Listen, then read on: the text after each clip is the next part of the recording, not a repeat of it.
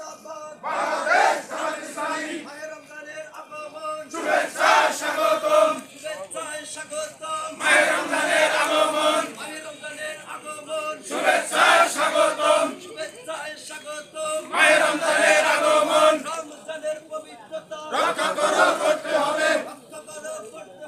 রমজানের পবিত্রতা দিনের বেলায় হোটেল পাট বন্ধ করতে হবে খুলবে না দিনের বেলায় হোটেল পাট বন্ধ করতে হবে দিনের বেলায় হোটেল পাট চলবে না